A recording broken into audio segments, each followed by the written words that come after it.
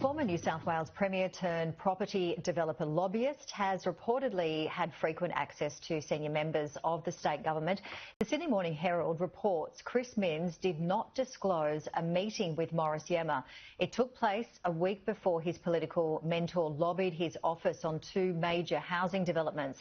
It is believed Morris Yemma also held regular catch-ups with a senior advisor to the Premier while pressuring the Minns administration on housing. Mr Yemma was fighting for a stalled plan in Menangle, southwest of Sydney, which was later provisionally given the green light by the New South Wales Planning Department. Well, for more on this story, we're joined by New South Wales Shadow Assistant Minister for the Arts, Innovation, Digital Government and the 24-hour economy, Jacqui Munro. Jacqui, thank you so much for joining us. What do you make of this? Well, it's just the latest story in a sorry saga of questions that are raised when you have the words Labor, planning and mates in the same sentence. And it's something that the opposition in New South Wales has been asking questions about for over a year.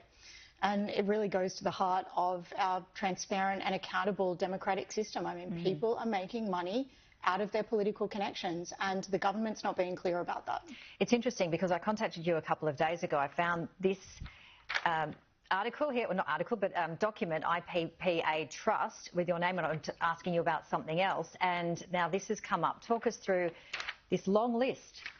So last year, during the budget estimates process, where we have the opportunity to question the Planning Minister directly about these issues, it became clear that the lobby shop that Mr Yemma has set up, IPPA Trust, has a very enviable list of clients. We're talking over 60 clients, that many of whom have interests in planning and rezoning matters, particularly in Western Sydney, and there's a lot of rezoning going on in the Bradfield Airport development at the moment. So we had some questions to the Planning Minister around his meetings with Mr Yemma, because the government are facing this Yemma dilemma where they claim that he is a lobbyist on Tuesday but not on Thursday. So in these diary disclosures that the Planning Minister has to provide to Parliament, he has said that he's met with Mr Yemma in relation to a particular client in relation to planning on Tuesday, but then on Thursday claims that he can meet with Mr Yemma and not disclose that as a lobbyist meeting.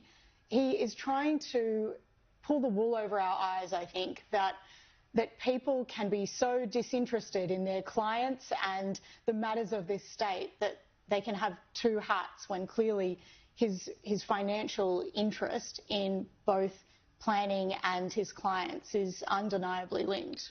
Is it passing the pub test in your opinion? Absolutely not. And this is where you've got a history of Labor governments and a history of ICAC investigations related to planning. I mean, it's a really fraught area when it comes to the mix of politics and money.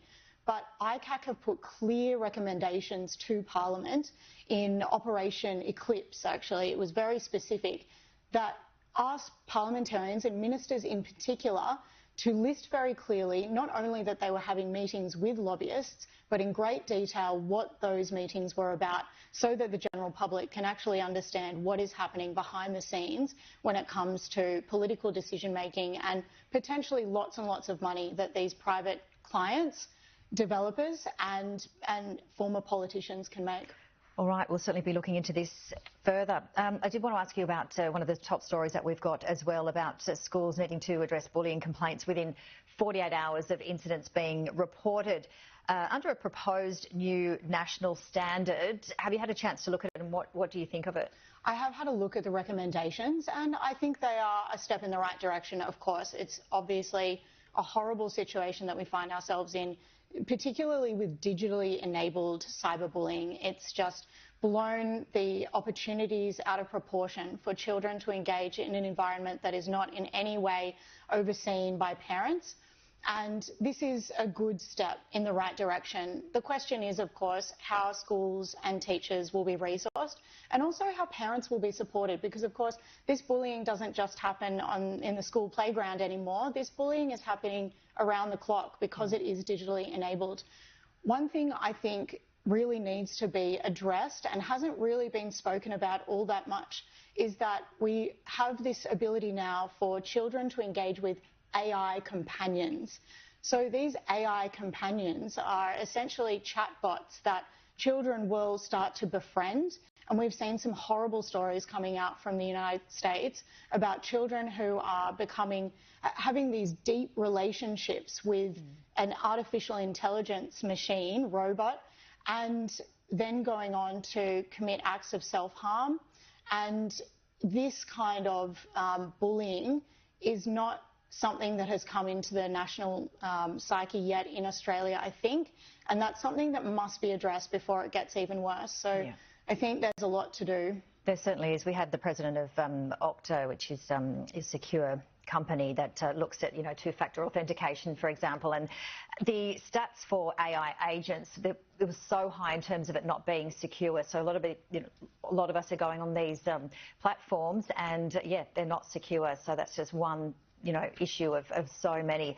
The breaking news today, I wanted to get your thoughts on Barnaby Joyce. Of course, it's been rumoured for some time, but he sent an internal message to members of his party indicating he's not going to recontest his seat of New England. Do you think he will go to One Nation, and what are your general thoughts? Well, it's hard to say if he'll go to One Nation. Obviously, there are indications that he might, and he certainly hasn't ruled it out. But I think as a passionate supporter of our two-party system, I think it is a loss to the National Party and the Coalition that Barnaby has decided that he doesn't want to recontest under the National Party banner, and that really is a shame. I will note that in New South Wales, One Nation doesn't have a very good track record of holding on to its upper house members. We did have 3 One Nation members, my colleagues in the upper house, but all of them have now quit that party because of scandals, and 2 of them were former major party members, 2 former Labor Party MPs that decided to join the One Nation party. And look, it's obviously up to Barnaby Joyce what he wants to do now, and I think the comments from your guest earlier, the Tamworth Mayor, were right. He is a very smart man, and he is erudite, and he has made an incredible impact both as Deputy Prime Minister but in the area of New England. So we'll be very much interested to see where he goes now. Yeah, watch this space. Jacqui Munro, thank you so much for joining us. A pleasure. Thank you.